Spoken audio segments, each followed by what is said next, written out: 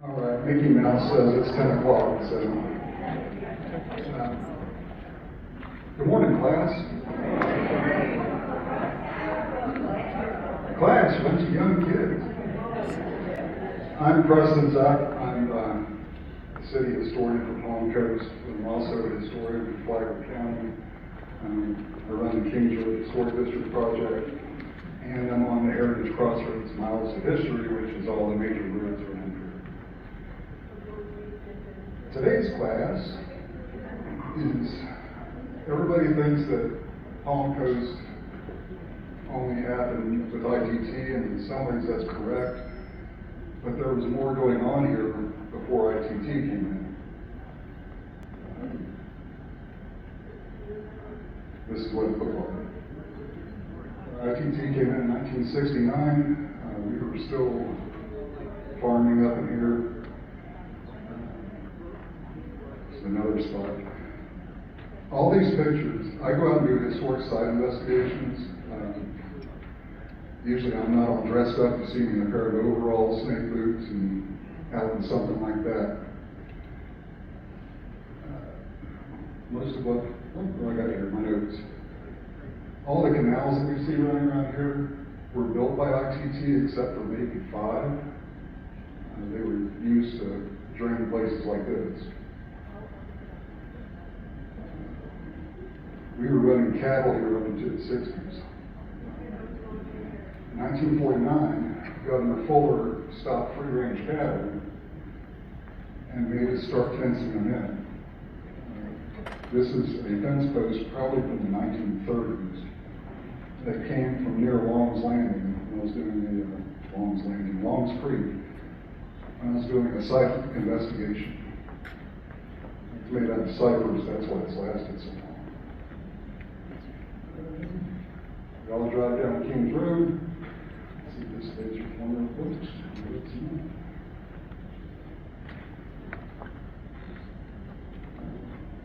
Here.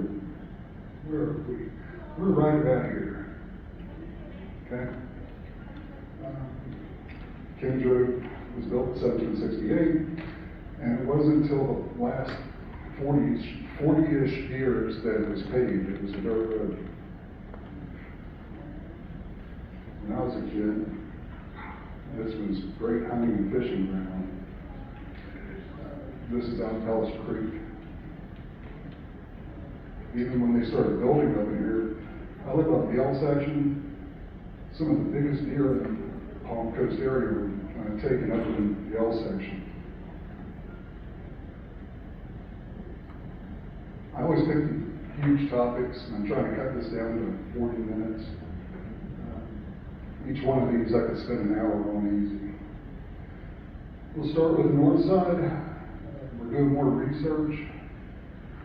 What Princess Place was Francisco Pelliser's land grant. He was one of the Menorcans that came up from New Smyrna in 1777 after the Turnbull colony failed.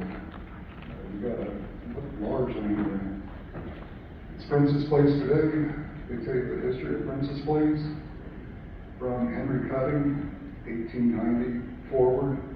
We're working on the Pelliser story from before that. I don't have any pictures of Francisco Pelliser, but this is his grandson. The story is also telling the people you might have met here before Palm Coast. It's James and his wife Maddie. You heard the Kings Road talk. I talked about the gas station out there. I had way too much coffee this morning. And of course, I'm drinking more. He was the one that had the gas station. As we go down Kings Road a little bit, we come to the town of Matanzas. Not Matanzas, the town of Matanzas down here. This is just south of Princess Place. It was settled in 1842 by Cornelius Dumont and had about 300 people living there at its height, so it was pretty much the Palm Coast before Palm Coast. This beautiful lady. Mary, are you here? I was hoping she'd come.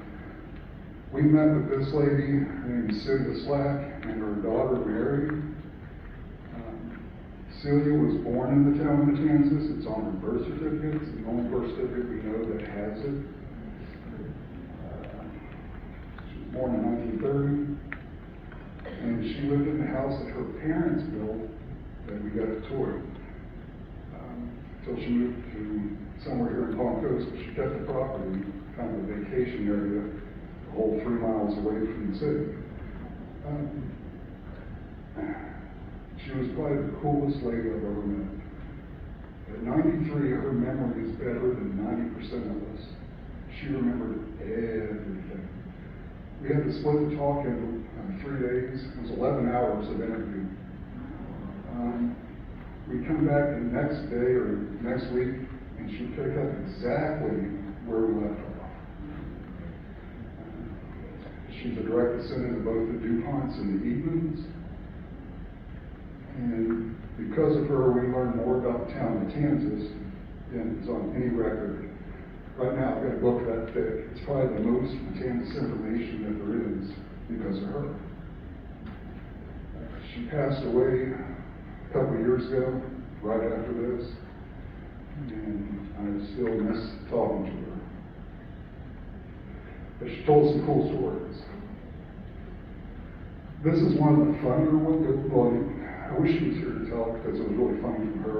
I'm going to be very dry with it.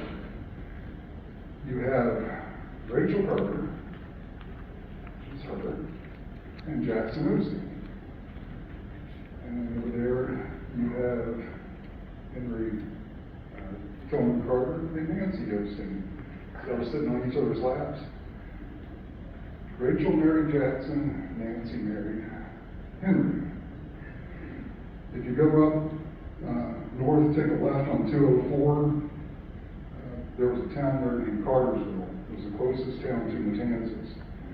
There was maybe 60 people living here, so these two groups became couples.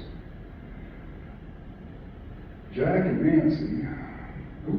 Rachel, their house, if you know where Freedom Sawmill is, on US 1, if you look in as you go into the roundabout, you see the clubhouse thing, that's where their house was.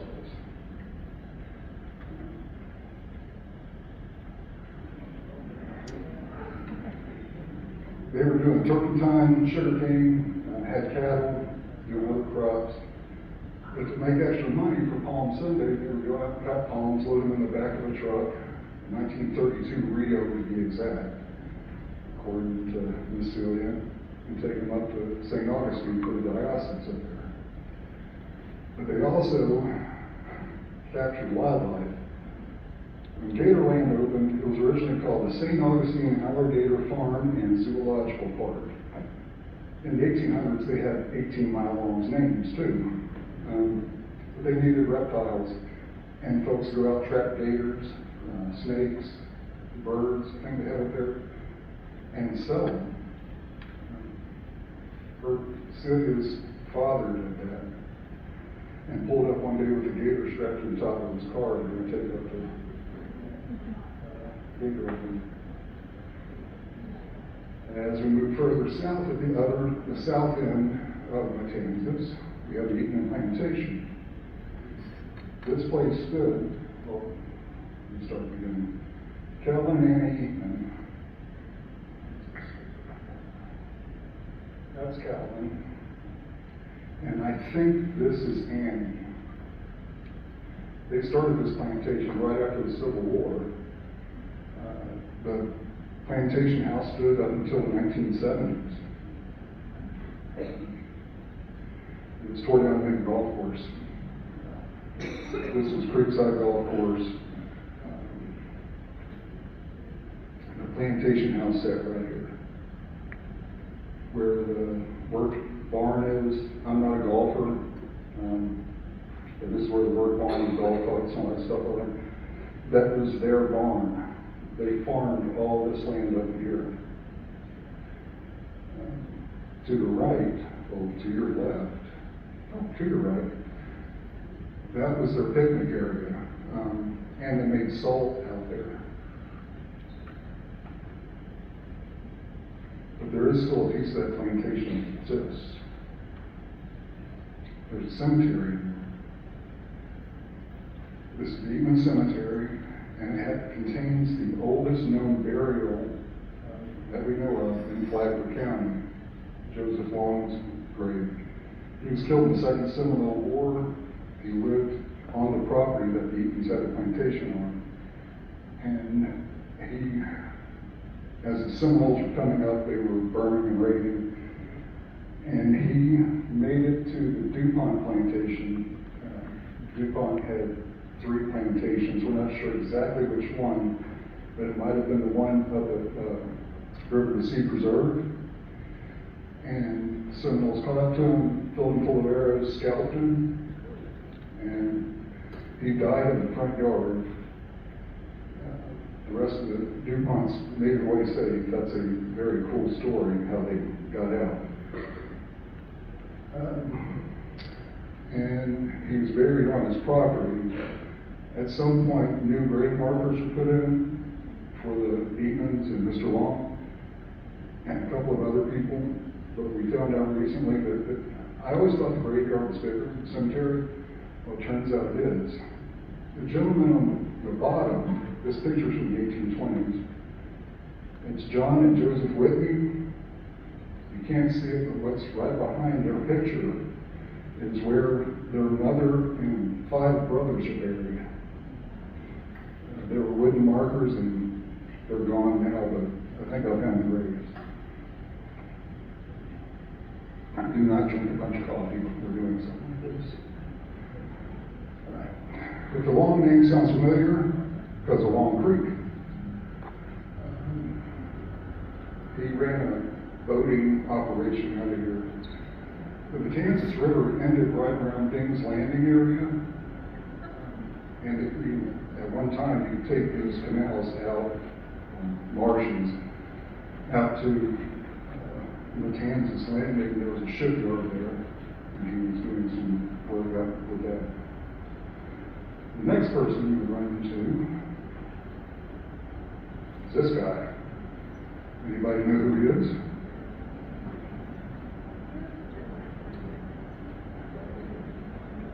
He's probably one of the most important people and the most interesting person besides me to come out of here. His name is Joseph Hernandez.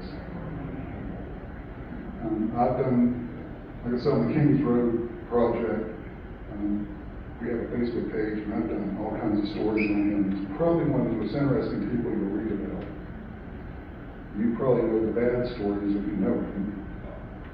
He wasn't really that bad of a guy. He was a really good businessman. His list of accomplishments are, and I've got to read this off because I don't remember it. He was a master carpenter, a lawyer, a plantation owner, a brigadier general.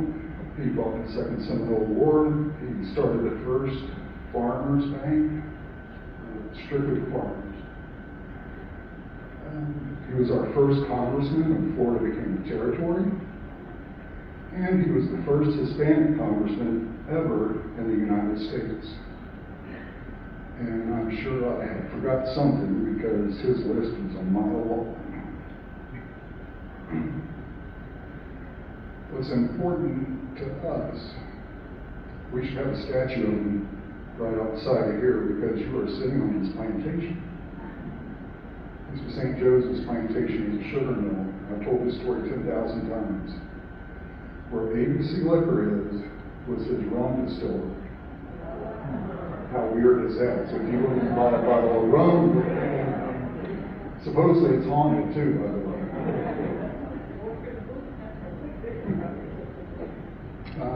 His plantation ran pretty much from Kings Road, well, ABC Liquor, all the way down to Long Creek Nature Reserve. He had a shipping port out there. And in 1971, 1971, as they were doing the clearing to make this area, they came upon some ruins. Nobody really knew what it was. They thought it might have been a Spanish mission. We had like 8 missions running through here. But it wasn't. It was Hernandez's sugar mill operation. Archaeologists brought in see the little kids, they're Boy Scouts. That's who did the work here. And they did the survey, sent the records up to the state, and the state said, it's not that important. I've got a bunch of pictures of these, or I have these pictures for a reason. Picture of Hilo Plantation sitting right here. That's what they found. This was burned down during the Second Seminole War. Everybody thinks the Seminoles just went through and just mass destructed anything, and they didn't. They were smart. The only reason this was attacked was because the Florida militia, they were called bull roarers, decided that they were going to camp here and put up a fight, and the Seminoles just annihilated the plantation.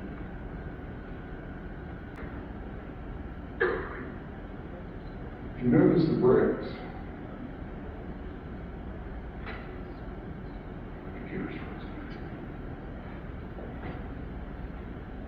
these bricks here, this is one of them. There's very few pieces of the plantation left. What I usually find is that.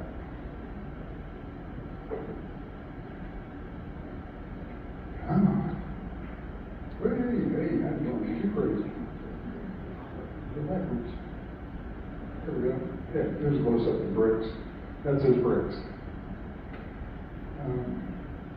If you live in the Old Hill section, or the Long Ear, or even part of the C section, if you're going out digging up your garden, you might hit bricks, you might hit pieces of metal that came from the plantation. This plantation, see that? Was pretty much all 800 acres. So if you see your house somewhere in there, go out back with a metal detector. I'm not telling you to do that.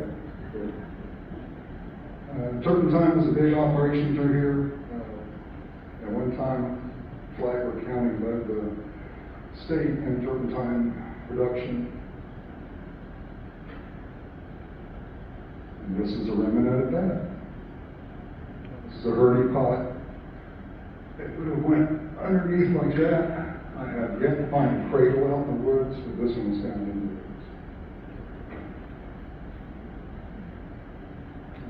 The turpentine industry pretty much ended in the 1950s, which ended the town of Matanzas.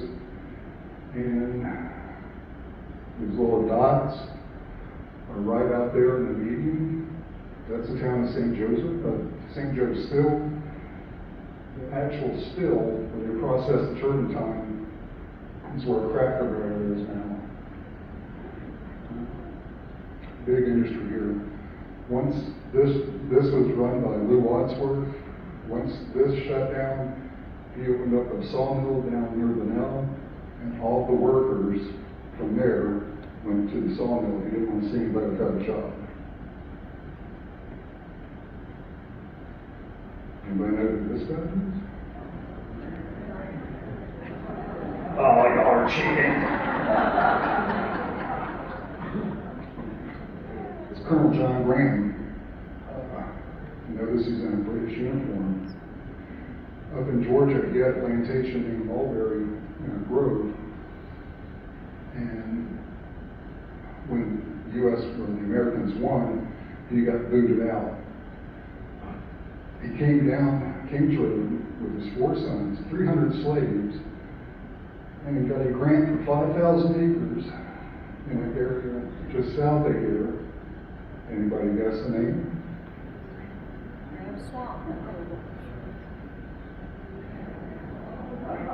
If you ever wonder what it's named after, John Graham Swamp.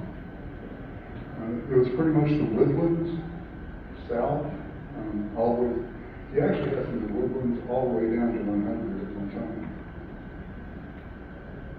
There's a little creek that runs if you're going down US or down Kings Road. Right before you get to Graham Swamp, you got to go over this little bridge, and there's a creek that goes through. That is part of the Mulberry branch. This plantation up in Georgia was in Mulberry Grove. I think he had a thing for mulberries. His wife loved Mulberry Grove, so he might have named it in her honor. But that's been Mulberry Branch forever. Mulberry Branch is bigger now, but that's the original. He had this for an operation. He was growing indigo, Sea Island cotton, and sugarcane. The operation lasted about 7 years, and it just wasn't working, so they all left. I am looking for his plantation house. That was 1792. It would have been our first in industry here, besides Hewitt Sawmill. This is Everett, Hiram, Joyce, Marcia Durant's, one of the older names here. And the sign says Calvin on St. Joe's grave. Anybody know where St. Joe's grave is? Come on, some of the old Flagler or Palm Coast people would know. That's St. Joe's grave. Palm Coast Parkway was changed. It ran from US 1, which is built in 1926, over through here.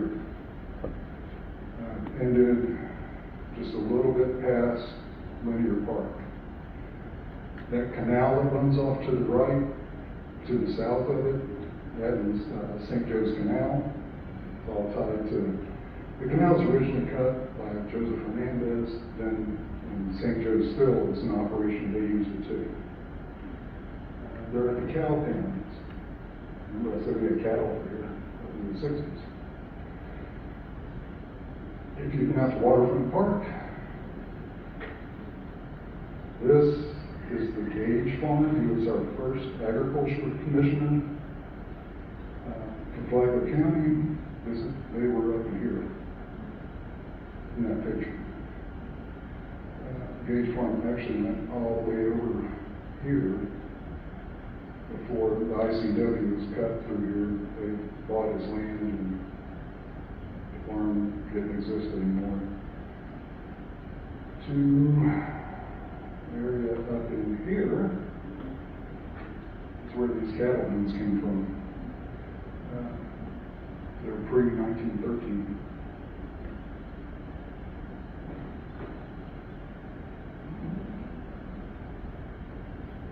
It's history laying around everywhere. We used to be able to swim. This is just off of Creekside Golf Course in Palliser Flats. This is the DuPont family. They have picnics up in here. And then come out here, cool off, go back up, then go fishing, and then go crapping, get all their stuff, oysters. Go back in, cool back down, go back up. And they had a place where they did oyster roasts and fish fries. This dude was the man. This is Lieutenant Junior Grade Ralph DuPont. Before World War II, you would have saw him racing up and down Old Kings Road in the souped-up jalopy. That's what I was told the car was. It was a piece of junk that flew like a bat out of hell. That's what I was told. He served during World War II with the Fighter Squadron 18 aboard the aircraft carrier USS Intrepid. On October 12, 1944, he was involved in a battle over Formosa, which is now Taiwan, and was shot down and was listed MIA. Last year, they identified his remains and brought him home. I attended the funeral. He's buried at Palliser Creek Cemetery, which is up in St. John's County. But this is one of the faces you would see running around here. I am still trying to figure out the names of these folks. If you look over the Seminole Woods, their house was there. It's no longer there. Somebody's house is. But they were running along near A1A. Some of y'all know who this is. If you you've been to Flagler County Historic Society and met Claudia Dean, Malibu. This is her in 1940 standing on Brick Road. And there's a Brick Road brick.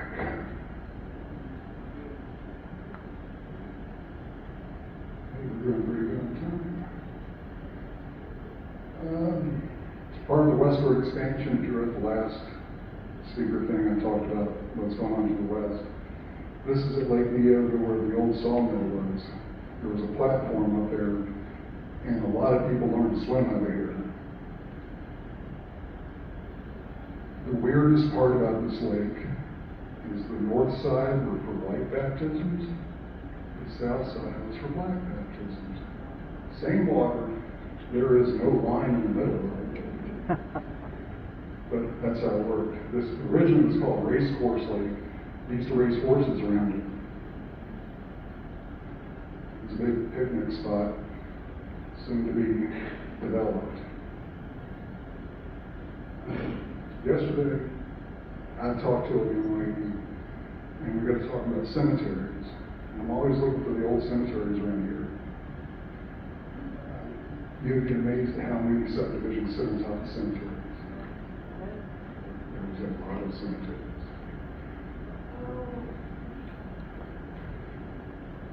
This is Miss Julia White. There was a settlement right off of 100 now,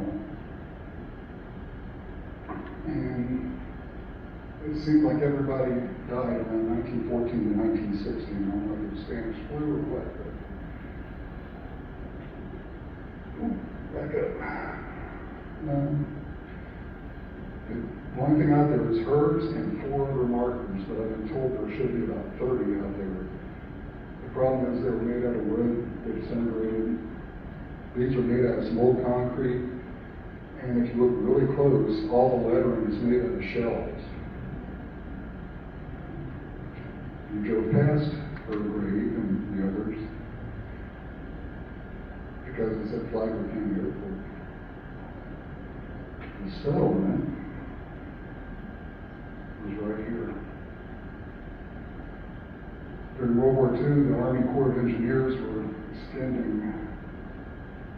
this runway. If you notice it cuts really short here. And the bulldozer driver's going, and he says, "What is that sticking up out of the ground?" So he gets off, and it's Miss White's marker. So they cut through the brush and found more. And they said, "We are absolutely not going to run over these graves." They put up a fence around it. It is still being maintained by the airport personnel. It's a restricted area. It took me 2 months to get permission to get in there because of FAA and federal rules.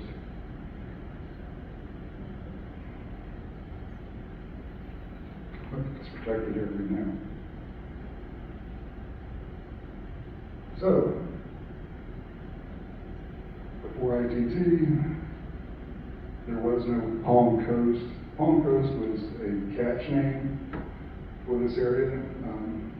You got to understand it sounded really cool, and it was a sales gimmick. I can do the whole story on the selling of Flagler County. ITT was a big part of that.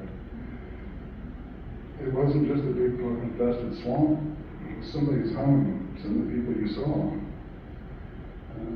Land full of history and culture. This is an example of the difference. 1956 was the closest USGS map I could find.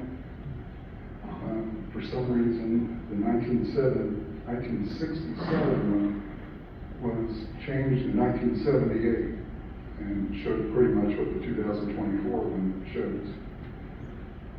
If you look up in here, this is all marshland. This line across here, St. Joe's Grave, which became Palm Coast Parkway. So your marshland became the C-section. That's why you have all those canals. If I remember right, there's almost 200 miles of canals in Palm Coast. And it was to drain all these marshy areas. This would be B section.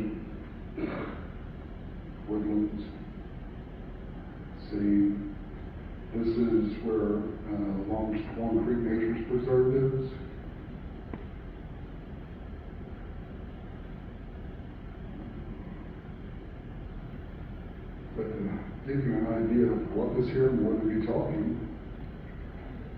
That video. It didn't work.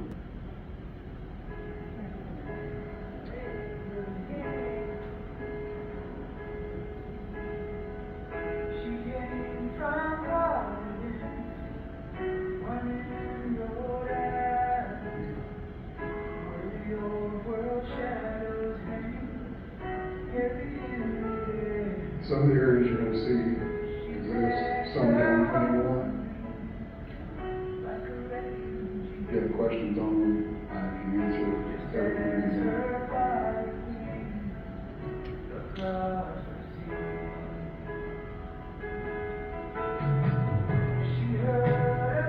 This is going into Beulah Plantation, Beach Road.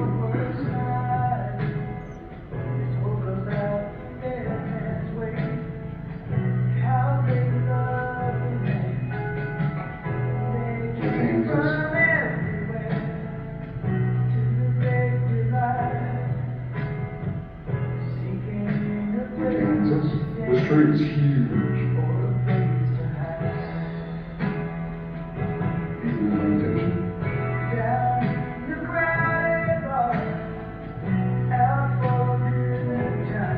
Lumber and sawmill operators. We have 5 sawmills here.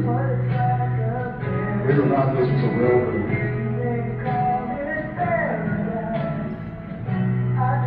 Go to a lumber sawmill.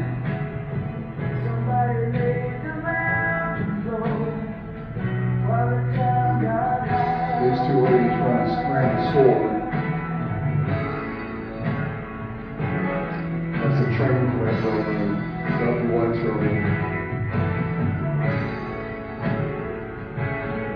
This was a crossing for Dixie Highway at one time. They chased me out of an area. Spoonbills. Me and this cottonmouth had a long discussion.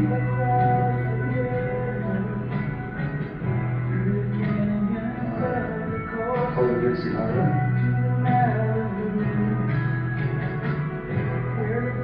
South side of Hewitt Springs. It's going to be developed.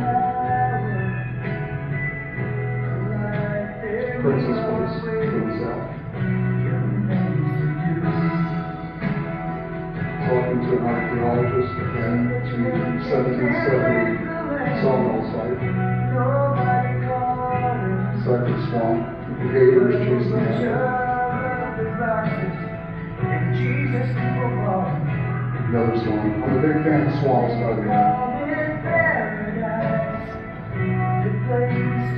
The sawmill community. It's going to be developed. This is going to the Seminole War battle site here in Franklin County. Hewitt Sawmill. Endangered Zapparanthus lilies all over the Pelzer Creek area. Then I had lunch together.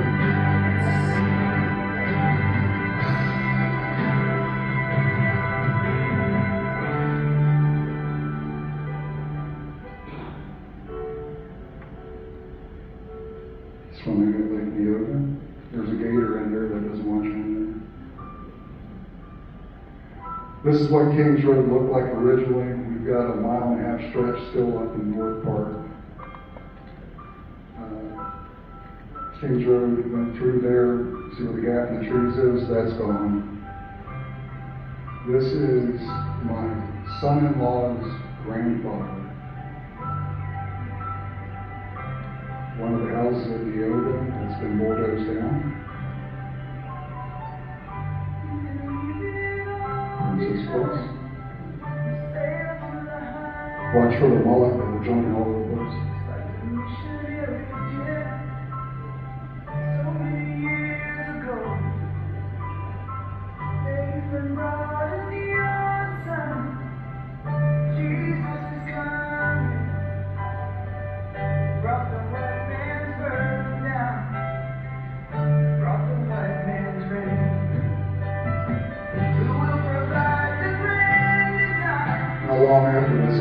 head short off to the right.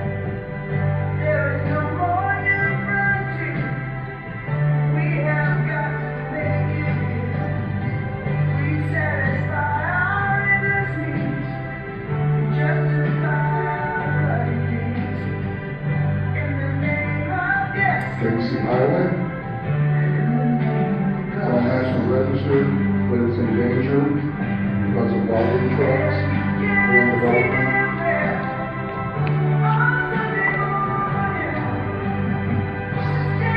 Grand Swamp.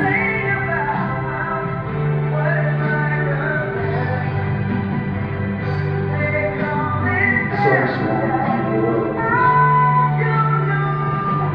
You see how happy I am with all this.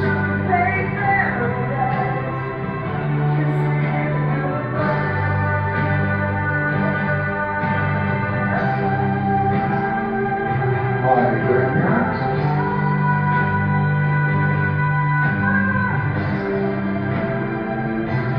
This whole area is what the next pictures look like.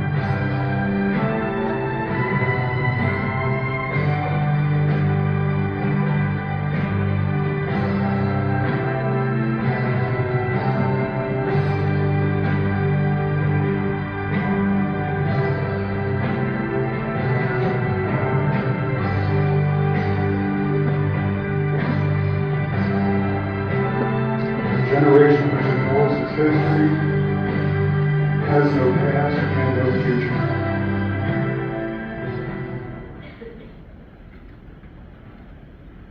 Let's see, goes to the next slide. And that's the end of the presentation.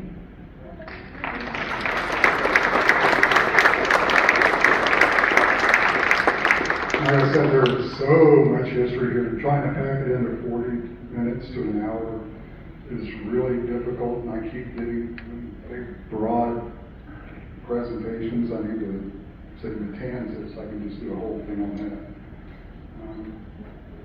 Just on Dixie Highway, just on Kings Road. Where I'm walking is actually to part of Kings Road.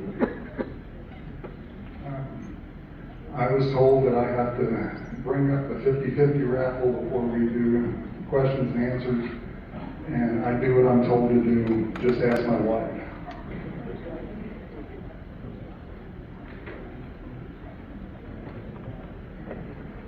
Who was it that paid me $50 to get her ticket?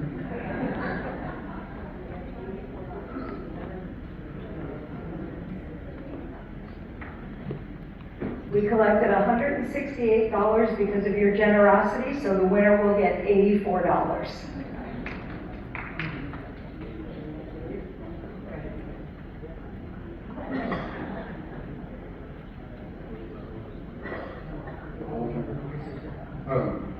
It's a red ticket, 07299992. Last three are 992. Red. Now we know who's buying snacks for everybody. Why do I keep drinking coffee? I wake up at 3 o'clock in the morning with some history question I gotta figure out. So 2 pots of coffee this morning already. My co-golf just hates me. Actually, he loves me. Our winner generously donated her winnings back.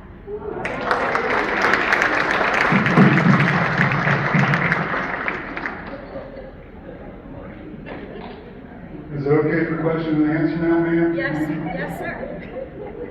All right. Yes, ma'am. Comment to the question, our community officially, when we bought one of the centers, The DuPont Center. we're not allowed to put that in the By who? newspaper. By the DuPonts?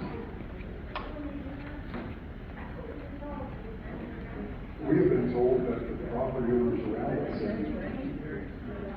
we've been told that the property owners around DuPont Cemetery said, no, you are not going in. I'm friends with one of the DuPonts. I haven't even been in there. Will we hear? I'll have to ride him if he's 85 years old, so it takes him forever to ride it back. Is that interesting? I'll have to find out. If you're on the Flagler County Facebook page, Flagler County Historic Society, or just take my card up there and send me a message to remind me who you are, and I'll give you an answer.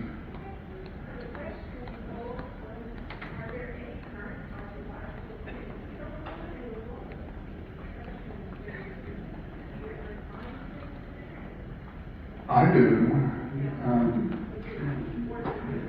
No. I'm not an archaeologist. I'm just a historian that kind of. For some reason, archaeologists don't like coming into Flagler County, and I don't know why. The one that I showed you when we were up in the woods, he was there one time, and I've never heard back from him. So I went up before the Palm Coast Board and the Flagler County Board. We are actually getting a historic preservation ordinance passed. It's the first one that's ever been done in Flagler County since 1917, which will help with some of that. But there's no organized University of Florida or whatever days. St. Augustine takes it all. Now, one of the things with St. Augustine, boy, they don't like me saying this. You do know that downtown was built in the 1920s. It's not, there's 5 buildings that are the original first Spanish period. The Kirby House was right around the Civil War. The rest of it was built as a tourist attraction. We don't have the buildings left here, but we have the land. We were the agricultural area for St. Augustine. The lumber that built the north side of St. Augustine for the Menorcans came out of Hewitt Sawmill, which is right across from the Florida Agriculture Museum.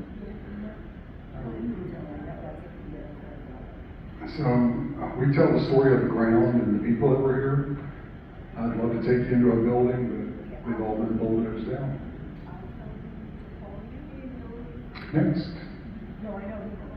You got a question? Well, is Hewitt Sawmill open to the public or will it?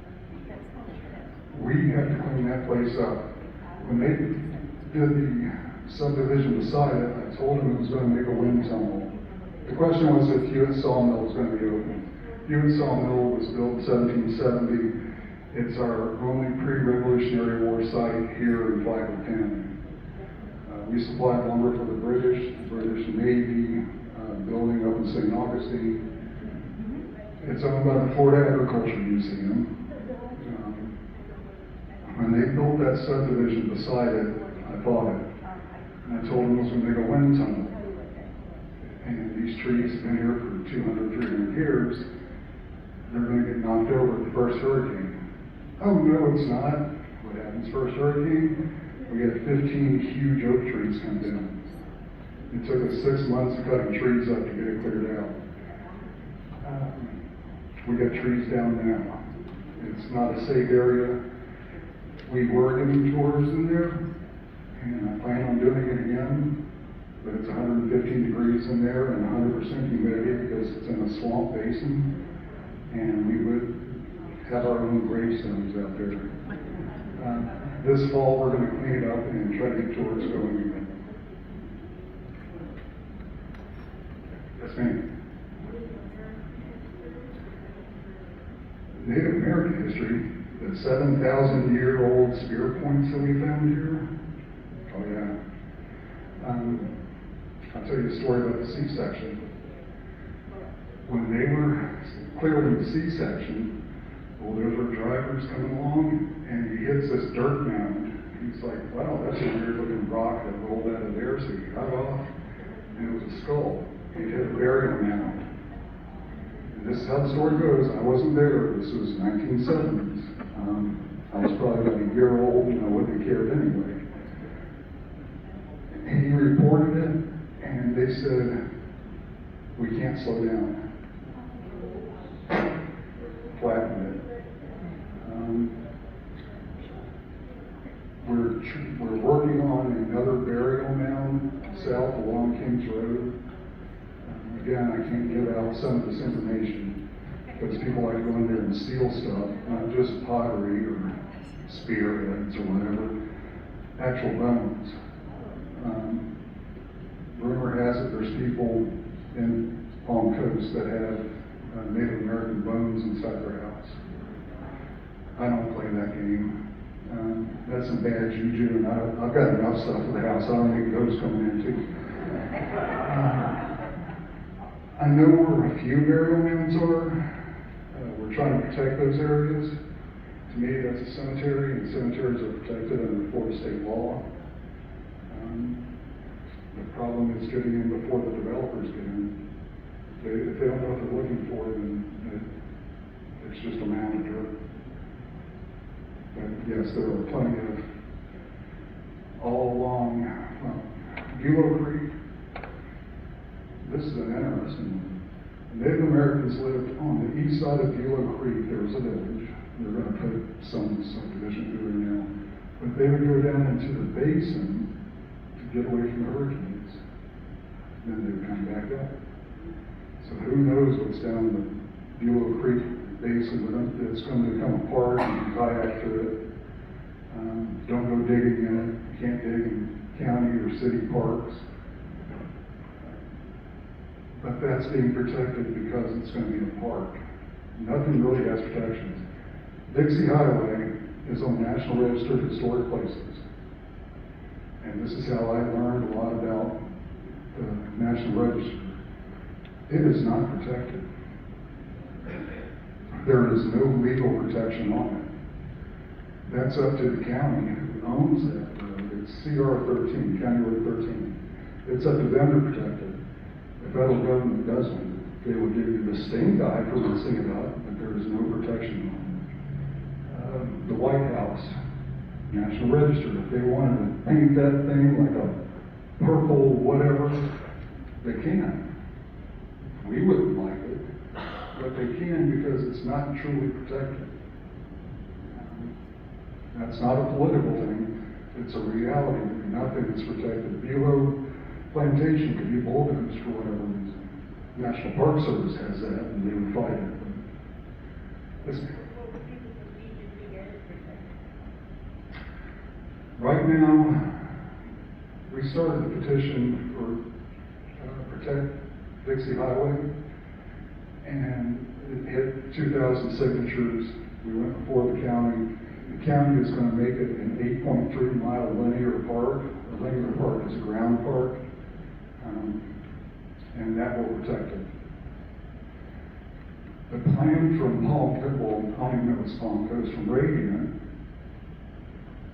originally was to cut it up into sections, have 12 crossovers, which would have taken up 2.5, 3 miles of it, remove the bricks, put an asphalt crossover. And I told them, when that happens, you're going to lose the National Register designation. And your names are going to be on it. And now we got a park happening. They're going to put crossovers, like an overhead bridge. That's expensive. So, I hate to say this, I don't care how expensive it is, the road's more important to me. Yes, sir. The DuPont that you're talking about, is that the same as the big corporation later? If you ask them, yes, lineage-wise, they are the same family, came out of France and all that. They were all Huguenots. I'm going to use the language I was told, not the bad words. Those are the Yankees. They're not part of the Southern DuPonts, even though they really are. The Northern DuPonts fought for the Union, Southern DuPonts fought for the Confederacy, and that line still runs. But yes, they are still. They are in that line. Yes, ma'am.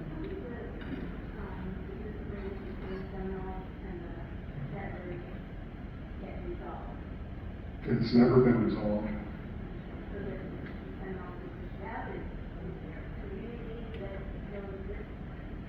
It's all down in the Everglades, and over towards Canada.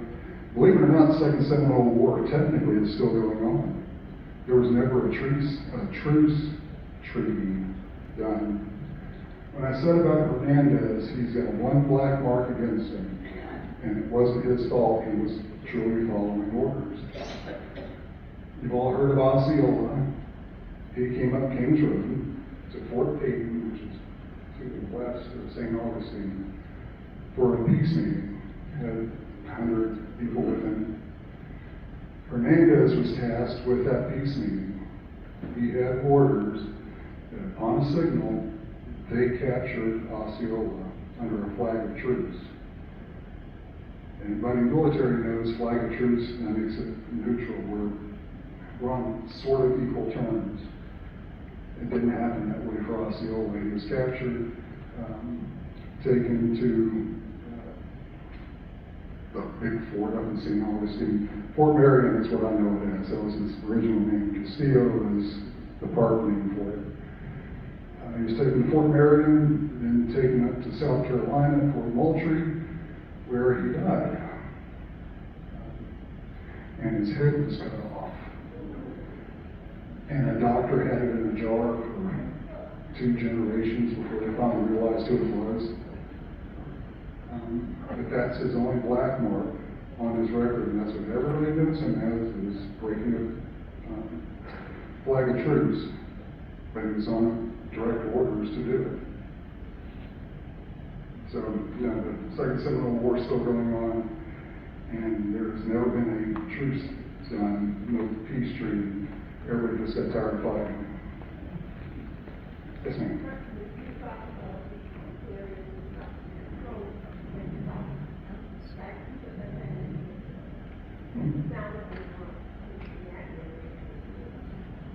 Around the airport? Like this? West of the airport, like Seminole Woods area? That was all turpentine. There was a turpentine camp in there. The one grave marker had the shells in it. That was a settlement that was up in there. I found an old map that has trails going up to US 1, not Seminole Woods Boulevard. It came straight out of the airport out there. But it was a turpentine camp. Yes, ma'am. Yes, ma'am.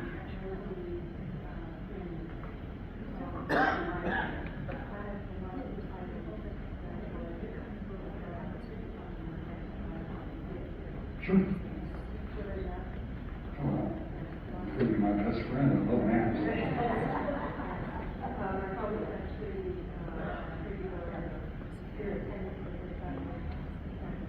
Oh, wow.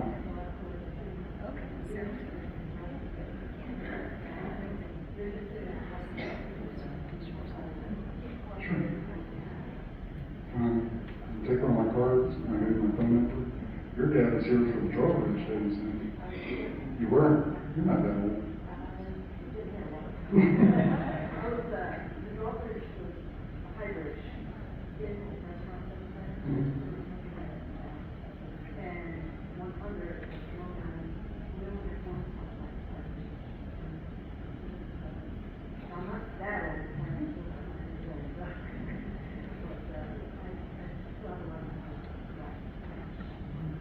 You can sit down and have an interview with us.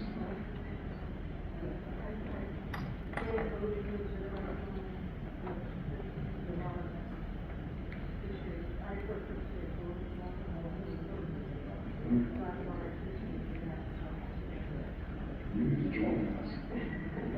One of the problems we have is having volunteers, especially some of the older families around here. I've been doing this for 8 years, and that's every single day. Believe it or not, I've never taken a day off. Except when I had a heart attack and they made me take a day off.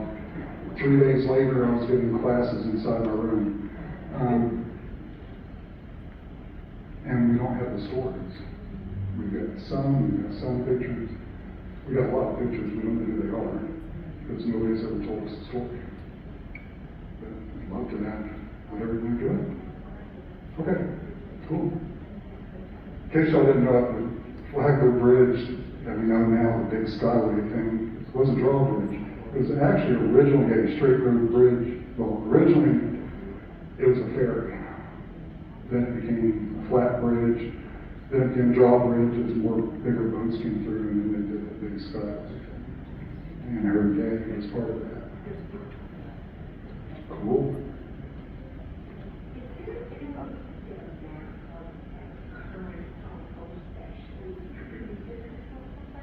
I had to have one made. There is.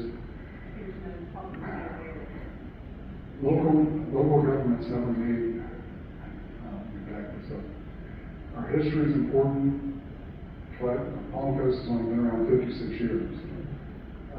We have 3 buildings left from the ITT days. One of them is the firehouse that we want to turn into a museum.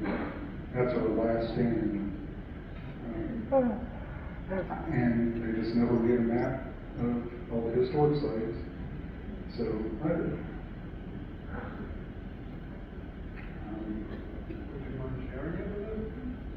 $500 or an airboat, one or the other.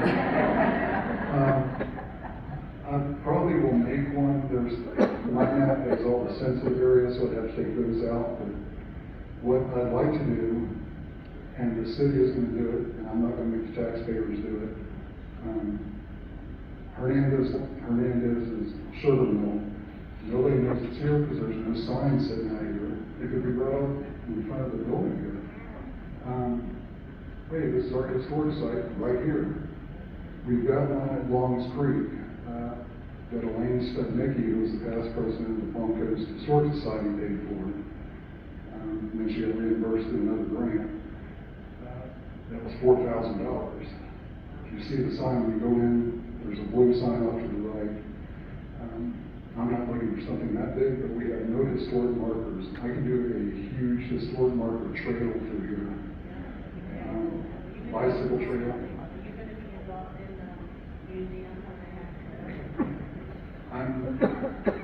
Yes. It's not going to be preserved as a true. We can't make it into a National Register type site. They're going to remodel the whole thing inside. The best I can do is make the colors on the outside be what they were. It's going to be a museum and art center. So, museum, art center. We have the museum over in Holland Park. It's the Palm Coast Museum.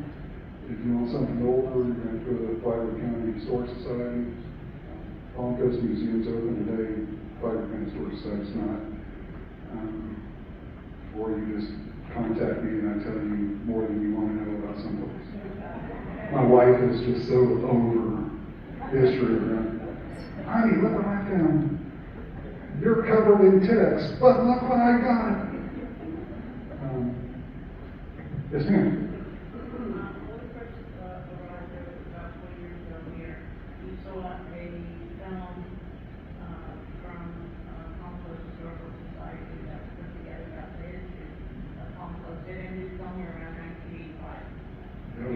That was our dikes. Any thoughts on from 1985 to now? 1985 was the end of the cool period for Palm Coast. 1970s, this place was awesome. As much as I hate to see it get tore down, the 1970s this was a happening place. When it became a city in 1999, December 31st, 1999, all because of taxes, the history changed, the mechanism changed. The lady sitting to your left, her husband has documented everything. He's made my life so easy. I don't have to find anything. I just, hey, I need to find when the Sheraton Hotel's built. Let me flip to that. When did they stop using the Sheraton? 3 pages over. I have a pile of drive stuff to the house that probably does not compare to what you have. Some of it's at the Palm Coast Historic Society. A lot of it needs to be digitized, put on the computer. So post 1985, what do you think? Not much. How do you see everything operating now? How do you see Palm Coast operating now, short of the massive amounts of development that's happening? It's pretty much what it was 85, 86, forward, 99, it changed a little bit, or 2000, with the incorporation, but yeah, from probably 72 up to 84, 85, very, very exciting. Right. We just became a black belt zone. We probably should go through and do another pick up where Art left off in 85 and cover the rest of it. In case y'all didn't know, Art Dyke was the first historian. Not the first. We had Art Dyke and then Margaret Davies. They were co-historians. Margaret passed. Elaine came in after her. And Elaine Studnick, they did a lot of work. Both of them retired, and I was asked, because I do so much of this history, pre-Palm Coast, I can't build on anymore. So I do a pre-history up to now, but from ITT forward, it's actually her husband's work. It's not mine, I can't claim it. Yes, ma'am. As a coincidence, we're from Providence, Rhode Island, so, we hear that song. But, where can we find more information? In other words, do you have books written? Is there someplace that we can dive more into the history? I have been writing a book for 2 years and I'm on page 37. I am trying to protect these historic sites and investigate them because the documentation right is taking up so much time. I'd love to sit down with a cup of coffee or 53 like today and write it out. Again, you have to go to Flagler County Historic Society, King George Historic District, Palm Coast Historic Society. Some of the beachside stuff is at Flagler Beach Museum. It's kind of scattered around. What usually happens is I get a call, hey, somebody wants to know specific Matanzas information. And then I contact you and we go back and forth.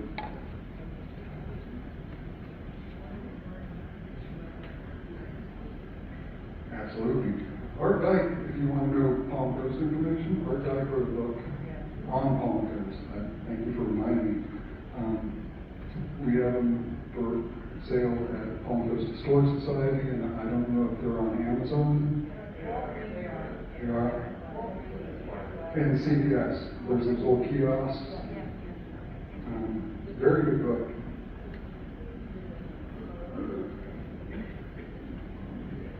He did another one on James Smolin. James? What was Smolin's first name? Alan Smolin. Woo! He's pretty much the father of Palm Coast. So I don't know if Alan Smolin looks at CBS or whatever. I always forget about those little kiosks there. Walgreens too. And we have these people to remind me.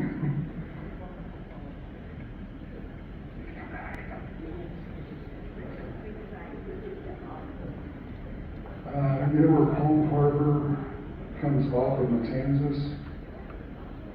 It's still running. It's no. Directly south of the high school.